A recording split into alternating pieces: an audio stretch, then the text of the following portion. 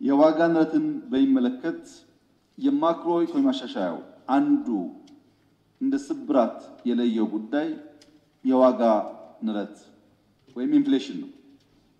በተደጋጋሚ ባለፉት ዓመታት ለየት ያለ ሰርጀሪ ካልሰራን በስተቀር ጥረቶቻችን በሙሉ በኢንፍሌሽን ምክንያት ያሰብነውን ያክል ስኬታማ እንዳንሆን አድርጎናል ስንል ነበር። በዚህ ዓመት ያለን ዜና ግን የተቃረነ ነው። አምና ከነበረው 29% ገደማ አሁን በዚህ ወር 15% ደርሷል። ይህ ትልቅ ድል ነው። በተሰራው ኢንተርቬንሽን ከፍተኛ ውጤት መጥቷል። ኢንፍሌሽን ላይ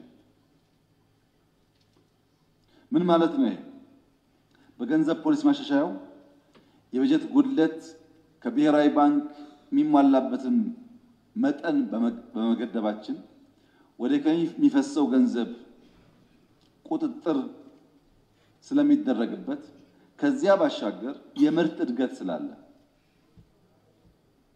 በግብርናው ኤንድ በተደረገው ኢንተርቬንሽን የምርት እድገት ስላለ በገበያ ትስስር በተለይ ሰንዴይ ማርኬት ላይ አርሶ አደር በቀጥታ መጥተው ገበያ ላይ በሚያውሏቸው ከባቢዎች አዲስ አበባ እንዳያችሁት በአንዳንድ ሴንተር ግንባታዎች ቀላል የማይባል ጠቀሜታ አስገኝቷል።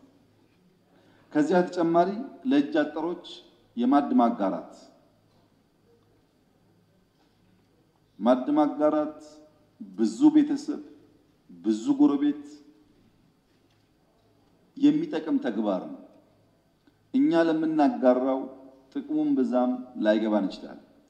ለተቸገሩ ሰዎች ግን በእንደዚህ ያለ ጾም ወቅት የተወሰነ ነገር ስናጋራ የጾም ጊዜውን ሳይሰቃዩ እንደ ቤተሰብ ለማሳለፍ እድል የሚሰጥ ነው። ይህም የራሱ የሆነ ጠቀሜታ አስገኝቷል። ነገር ግን የዋጋ ንረት ሲቀንስ የፍጆታ ዕቃዎች ዋጋም በዚያው ልክ ይቀንሳል ማለት አይደለም። የዋጋ ንረት ቀነሰ ማለት የእድገት ምጣኔው ቀነሰ ማለት ነው። ኢንክሪዚንግ አት ዲክሪዚንግ ሬት ማለት ነው እንጂ እድገት የለም ማለት አይደለም።